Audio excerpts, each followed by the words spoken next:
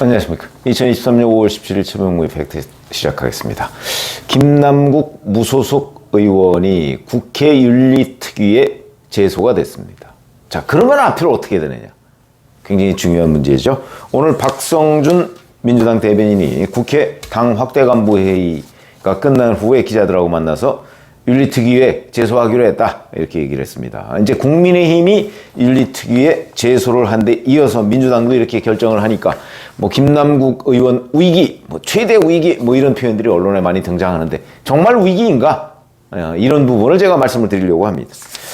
오늘 회의에서 이재명 대표가 이렇게 얘기했다고 하죠.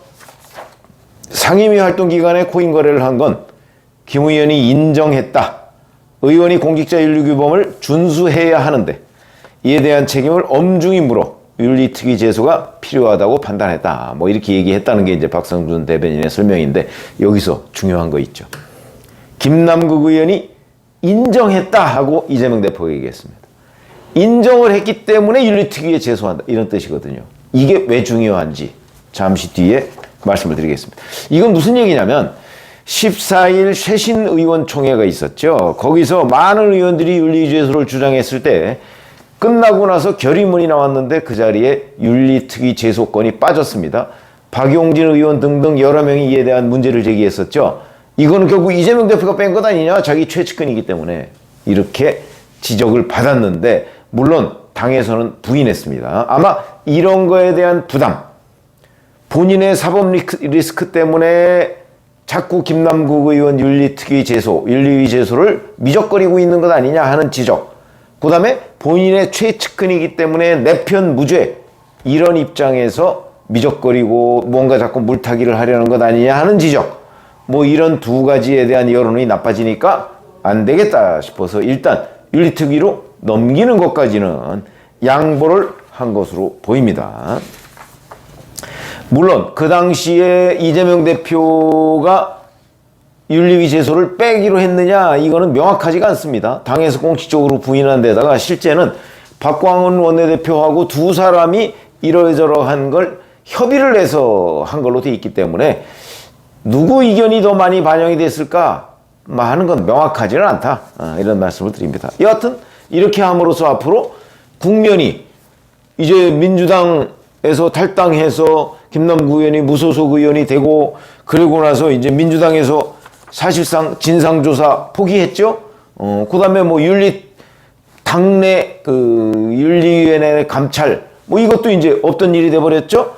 그 다음에 김남국 의원이 보유하고 있는 가상화폐 매각, 이것도 이제 더 이상 김남국 의원으로서는 의무가 없죠. 그 당 소속이 아니기 때문에 다 없어지고 이제 남은 거는 윤리특위의 결정만 남았다, 이렇게 얘기를 할 수가 있어서 국면이 김남국 의원의 가상화폐 보유에 대한 불법성, 뭐 이런 거에서 국면이 검찰 수사 국면 별개, 그 다음에 국회 윤리특위 국면, 이렇게 갔는데 제가 지금 말씀드리는 게 바로 이 윤리특위 국면을 말씀드리려고 합니다. 자, 윤리특위, 뭐 이미 윤리특위 있습니다. 국회에. 여기에 제대로 된 안건이 상정된 적이 있을까요? 21대 국회, 지금 21대 국회입니다. 2020년에 당선된 사람들이죠. 여기에 상정된 게 모두 39건입니다. 전반기에, 이 중에서 전반기라는 게 2년 얘기하는 거죠. 국민의힘의 박덕흠 성일종 의원, 그 다음에 민주당의 이상직 윤미향 의원, 이렇게 4건만 소위에 회부됐고, 나머지는 어떻게 됐는지 알 수도 없고, 소위 회부된 것도 그 다음에 뭐 그냥 함흥차사입니다. 그리고 후반기에 위원장이 민주당이거든요. 변재일 위원장. 위원장 선임하는 회의 한 번, 소위원장 선임하는 회의 한 번, 이렇게 2번 회의하고 문 닫고 있었습니다. 여기서. 그러니까 윤리특위로 넘어가면 함흥차사다. 이러다 보니까 김기현 대표 같은 경우 작년 국민의힘 의원 시절에 검수완박 과정에서 법사위원장직을 점거했다, 이런 이유로 30일 국회 출석 정지 처분을 받았는데, 이거 윤리특위 거치지 않고 바로 그냥 징계안이 본회의로 올라갔다. 그럼 21대 국회만 그러냐? 20대 국회도 43건이 올라갔는데 가결된 거는 제로, 한 건도 없다. 이렇게 보면 윤리특위에 올라가고 뭐 그럴듯하게 쇼를 하지만 실질적으로 윤리특위가 과연 김남국 의원을 징계할 것인가 하는 부분에 관해서는 퀘스천 마크, 물음표. 아마 이렇게 대충 뭉갤 가능성이 더 많다 하는 쪽에 저는 비중이 더 크다고 생각을 합니다. 자, 벌써 그런 조짐이 나타나고 있습니다. 이재명 대표 최측근 그룹 7인의 좌장, 친명계 좌장이라는 정성호 의원이 오늘 방송에 나와서 이렇게 얘기합니다. 의원직을 제명하려고 하면 명백한 불법 행위가 드러나야 되지 않겠나. 어쨌든 초기 자금을 갖다가 어떤 본인이 지금까지 해명한 것과는 다르다든가, 초기 자금의 출처라든가, 또는 그 다음에 아니면 관련 업계로부터 로비를 받았다든가, 대가성이 있는 지원을 받았다든가, 이런 명백한 불법 행위가 드러나지 않는 이상은 굉장히 쉽지는 않겠다. 쉴드 치는 거죠. 그리고 본회의에서, 법사위원회 이런 데에서 뭐 코인 거래하고 뭐 이런 거, 다른 의원들도 뭐 5분 내지 7분 정도 자기 발언하고 나면 뭐 회의장 이탈해서 다른 자기 볼일 보고 그런다. 물론 그 얘기도 뭐 틀린 얘기는 아닙니다. 그러나 김남국 의원은 회의장에 있어가면서 계속 휴대전화로 자기 볼일 본 거 아닌가요? 몸만 거기 있었지 정신은 다른 데 있었다. 이게 같으냐 도대체. 그런 시각을 친명계의 좌장이 갖고 있는 것으로 봐서는 아마 이거 별거 아니다 이런 생각으로 민주당이 지금 대처를 하고 있는 것으로 보이고, 바로 이런 시각이 아까 제가 말씀드렸죠. 이재명 대표가 오늘 당 확대 간부회의에서 코인 거래를 한 건 김 의원이 인정했다라고 하는 부분, 이건 명확하기 때문에 윤리 제소한다 이런 개념이니까, 제가 보건대 친명계 좌장인 정성호 의원이 얘기한 거 불법행위가 명확하게 드러나야 된다는 부분하고, 이재명 대표가 오늘 회의에서 얘기한 김남국 의원이 상임위 활동 시간에 코인 거래를 한 걸 인정했다고 하는 부분, 이거는 명확하다 이런 뜻이죠. 명확하기 때문에 윤리에 제소를 한다는 설명과, 그 다음에 만약에 국회의원 제명을 하려면 명백한 범죄 행위가 있어야 된다는 시각과 일치하죠. 그런 점에서 본다면, 자, 그러면 김남국 의원의 명백한 범죄 행위는 어디서 드러날까요? 어디서 드러날까요? 그리고 그게 어떤 상황이 돼야 명백한 범죄 행위가 드러났다고 민주당이 인정을 할 수 있을까요? 민주당이라는 데는 원래 대법원 확정 판결이 나도 한명숙 전 국무총리 사건 등과 마찬가지로 인정 안 하는 곳입니다. 이런 데서 명백한 범죄 행위라고 하는 거는 뭘 얘기하는 거냐? 제가 보기에는 그냥 뭐 이렇게 국면을 바꿔서 대략 뭉개고 넘어갔다는 뜻이 아니겠는가. 예를 들어서 이런 거 한번 생각해 보시죠. 지금 국면 바뀌어졌습니다. 국면이 김남국 의원의 코인 불법성 뭐 이런 이제 그게 불법행위가 짙어가고 있는 상황에 국회 윤리위, 검찰 수사 이 국면으로 이제 이렇게 갈래가 나눠져서 국면이 바뀌었습니다.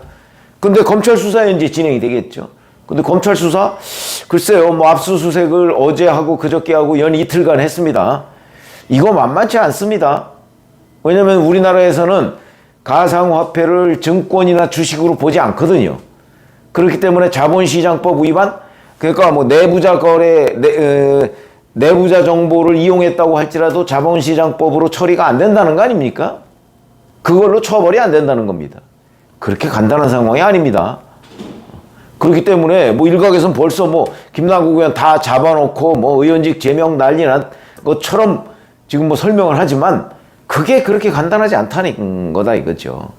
더군다나 민주당이 이렇게 지금도 은밀하게 쉴드를 치고 있는 상황에서는 아마 김남국 의원 문제가 국회 윤리특위에서 제명까지 가기가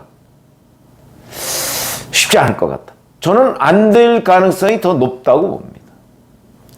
여론이 그야말로 악화돼서 제명 안 하고는 못 빼기는 상황이 되기 전에는, 근데 그런 상황 되겠습니까? 그런 상황 안 됩니다. 저는 안 될 거라고 보는 거죠. 왜? 지금 현재 민주당 죽을 지경인데도 민주당의 지지율이 국민의힘보다 약간 못 미치는 정도의 여론조사 결과가 나오고 있지 않습니까? 그건 왜 그러냐? 윤석열 대통령의 국정운영 평가에 대한 부정평가 비율이 워낙 높고 국민의힘에 대한 부정적 평가도 일반 국민들 사이에 상당히 높습니다. 그건 뭐 제가 피부로 느끼고 있으니까. 그런 일 때문에 지금 민주당이 저렇게 엉망인데도 불구하고 이런 일 대충 뭉개고 넘어가도 어느 정도 자기네들 강성 지지층이나 이런 데에 지지를 받을 수 있기 때문에 이재명 대표로서는 지금 이런 거 그냥 대략 국면 바꿔서 뭉갤 수 있다. 이렇게 판단을 하고 있는 것으로 저는 보입니다. 그렇기 때문에 자, 친명계 좌장의 이런 시각, 이재명 대표의 이런 시각, 그러면 결국 만약에 검찰 수사 결과 불법성이 확인이 돼서 기소를 한다고 해도 민주당적 시각으로 본다면 이건 명백한 범죄 행위 아닙니다. 왜 아니냐? 그거야 법원에서 확정 판결을 받아야 되지. 그때 가면 아마 그럴 거요. 무죄 추정의 원칙 이런 얘기 할 겁니다. 그 다음 뭐 법원을 일단 넘어가기 시작하면 내년 총선 전까지 결론 안 나죠. 그 뭐 다 아실 거 아니겠습니까? 결국 이거는 흐지부지 될 가능성이 대단히 높다. 국면이 바뀌는 거. 그럼 이제 검찰 수사밖에 없는데 검찰 수사 아까 제가 말씀드렸듯이 그것도 열심히 검찰이 수사를 하겠지만 그렇게 간단한 문제는 아니고 예를 들어서 콜드월렛이라고 그 외국에 있는 가상화폐 거래소를 이용한다든가 아니면 그 온라인이 돼 있지 않은 별도의 USB 같은데 만약에 자기 지갑을 가지고 있으면 그거는 알 수가 없습니다.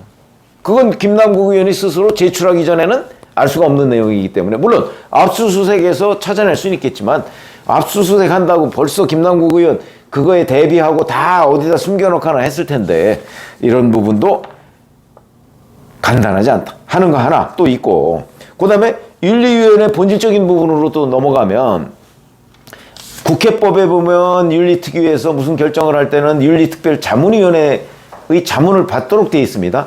국민의힘이 이 자문을 받도록 하는 거를 패스하고 여야 간의 합의하에 국회 본회의에서 처리하자 이러니까 민주당이 당장 자문위 이거는 필수사항이니까 넘기자 이렇게 얘기합니다.